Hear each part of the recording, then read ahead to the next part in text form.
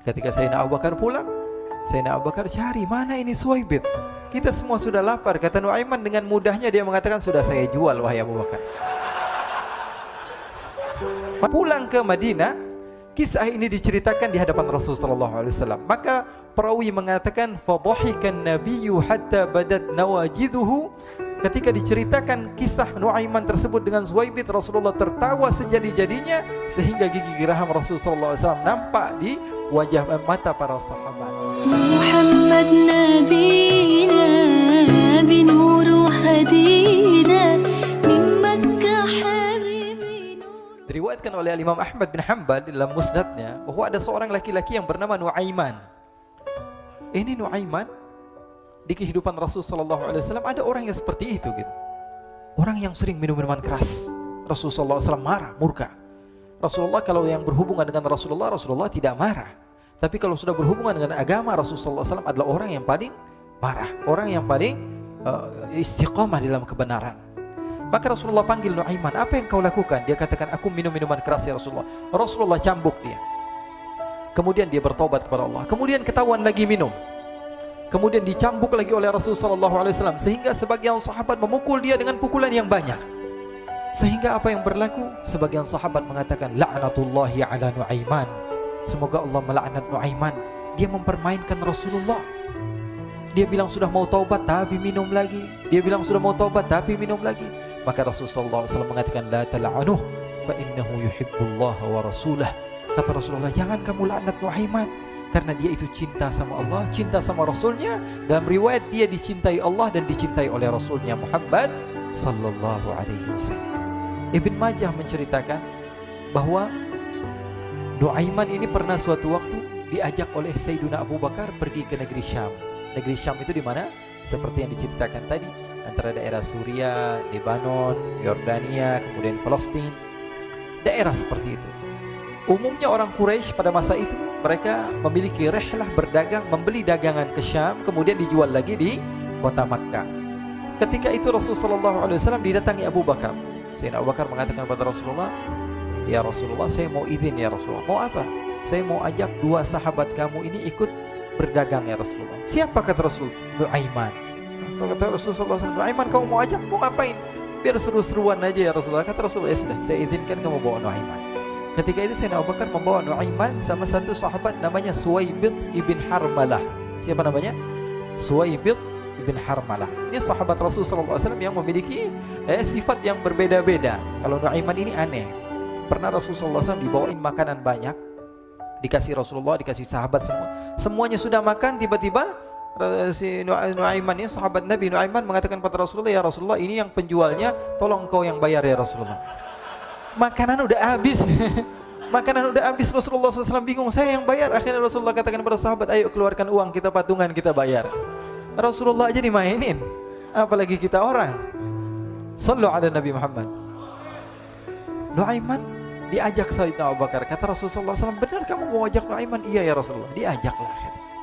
Diceritakan dalam riwayat Ibn Majah, diceritakan juga dalam Siyar A'lam An-Nubala, diceritakan juga dalam musnadnya Imam Ahmad bin Hanbal, dalam riwayat Imam Ahmad bin Hanbal. Maka diceritakan Nuaiman diajak oleh Sayyidina Abu Bakar. Sesampainya di negeri Syam, semua dibagi tugas. Fulan bin Fulan kerjaannya ini, Fulan bin Fulan kerjaannya ini, semua memiliki kerjaan. Nuaiman tanya, wahai Abu Bakar, kerjaannya saya apa wahai Abu Bakar?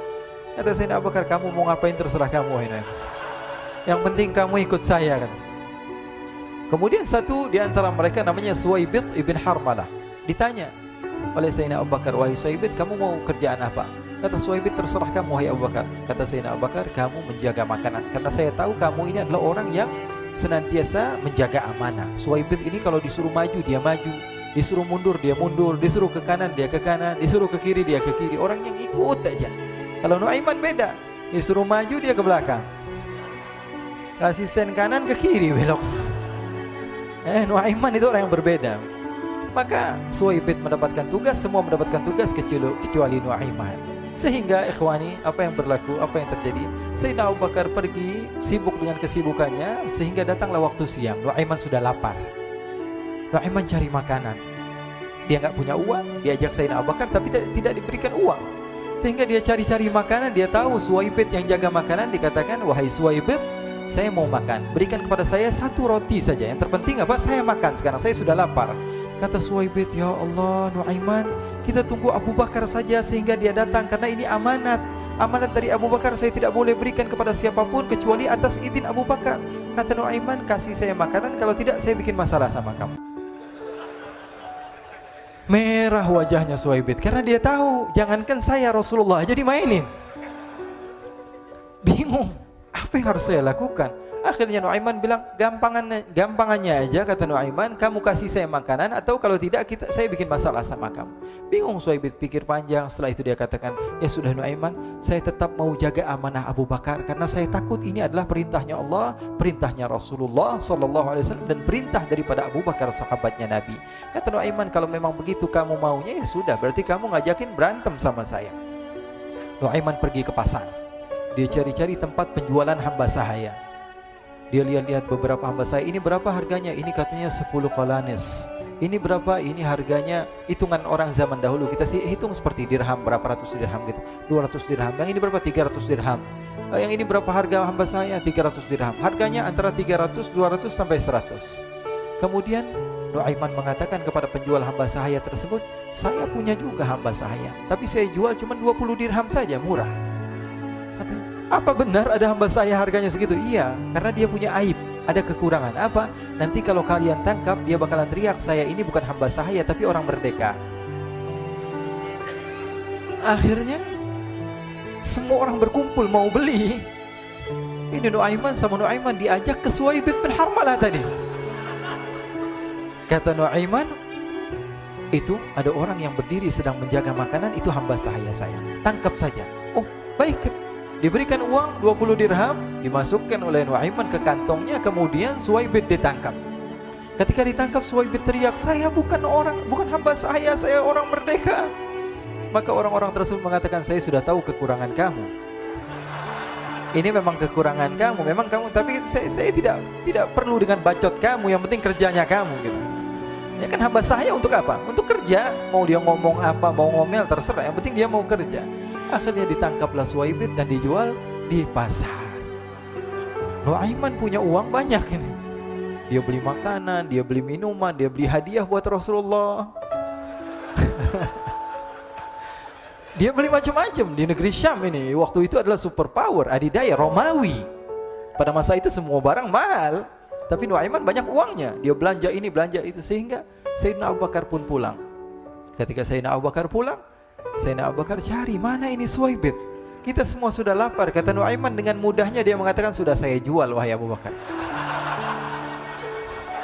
Maka Sayyidina Abu Bakar bertanya, apa yang kau lakukan wahai Nuaiman? Diceritakan oleh Nuaiman dengan jujur. Nuaiman ini orangnya apa adanya, tapi nyusahin. Saya jual. Akhirnya dibawa oleh Nuaiman, Sayyidina Abu Bakar pergi ke mana? Ke pasar, lalu dibeli lagi oleh Sayyidina Abu Bakar As-Siddiq. Suwaibid yang tadinya orang merdeka menjadi hamba sahaya sebentar, kemudian dibeli lagi oleh Sayyidina Abu Bakar. Pulang ke Madinah, kisah ini diceritakan di hadapan Rasulullah SAW. Maka perawi mengatakan, fadhahikan nabiyyu hatta badat nawajiduhu. Ketika diceritakan kisah Nuaiman tersebut dengan Suwaibid, Rasulullah tertawa sejadi-jadinya sehingga gigi geraham Rasulullah SAW nampak di wajah mata para sahabat.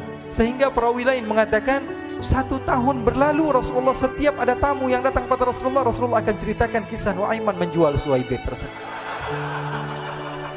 Jadi ada ikhwani, jangan kalian kira Rasulullah SAW itu hidup di satu masa sahabat-sahabatnya itu seperti ustadz-ustadz yang khusyuk, yang kayak Habib bin Anis ini banyak.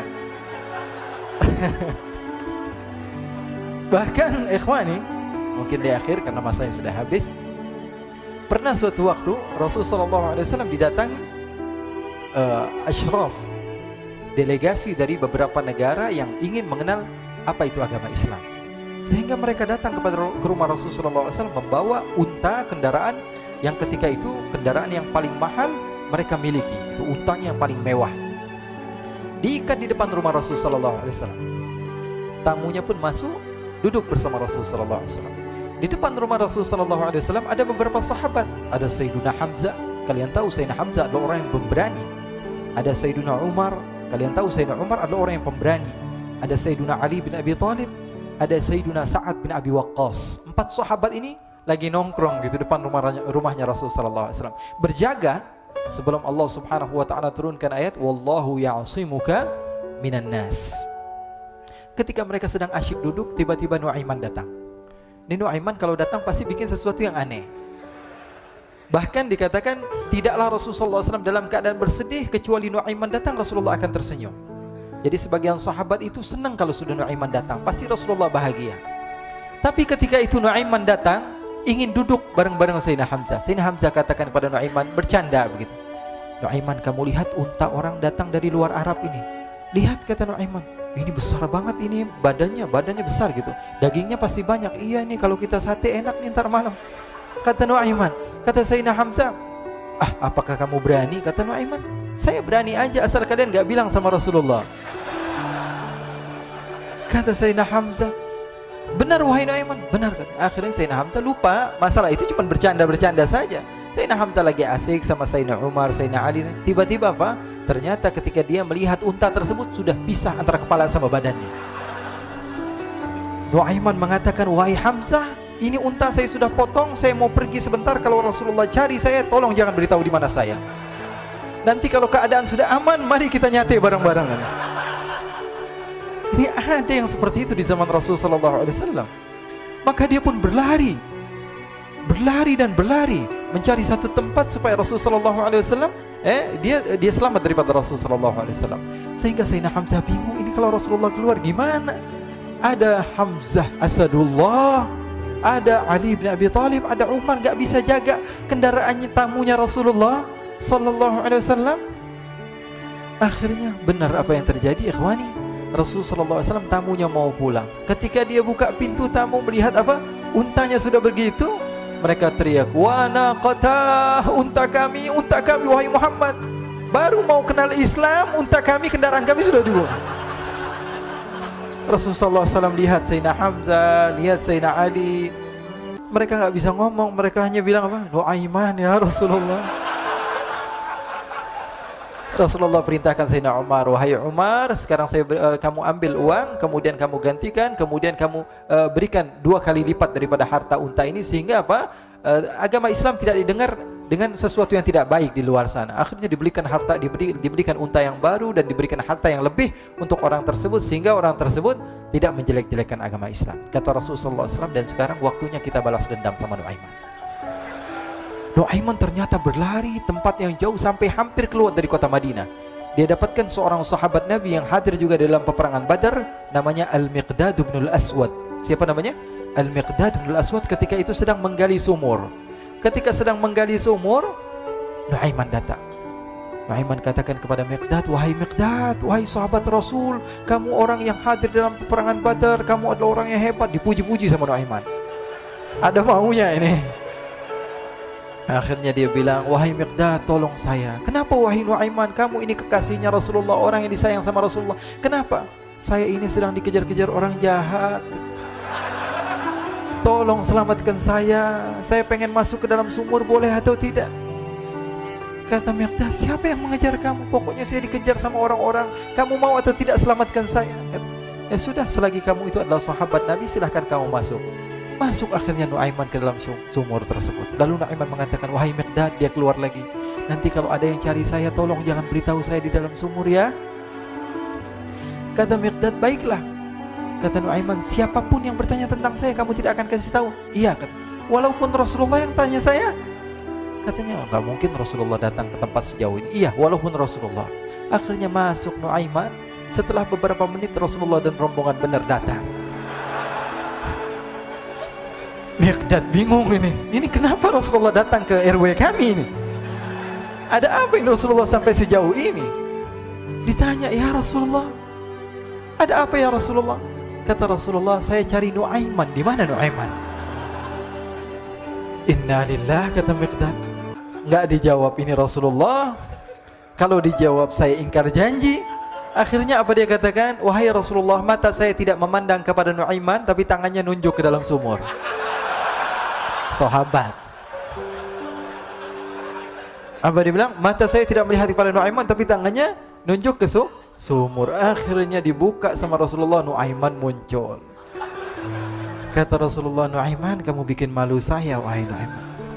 Ya Rasulullah, yang bersalah bukan saya, tapi orang yang mencari saya bersama kamu ya Rasulullah. Akhirnya Rasulullah nengok, siapa? Ternyata Nuaiman sudah lari kabur. Sallu ala Nabi Muhammad. Kisah-kisah seperti ini sebenarnya banyak sekali ya. Ini menunjukkan kepada kita bahwa kehidupan Rasulullah itu begitu indah. Rasulullah SAW, kalau kamu mau menjadi orang yang baik, contoh Rasulullah. Mau menjadi bapak yang baik, contoh Rasulullah. Mau menjadi pemimpin peperangan yang baik, Rasulullah. Mau menjadi murid yang terbaik, contoh Rasulullah. Bagaimana akhlak Rasulullah. Mau menjadi suami yang baik, contoh Rasulullah. Dalam segala hal, apapun itu Rasulullah SAW adalah makhluk yang paling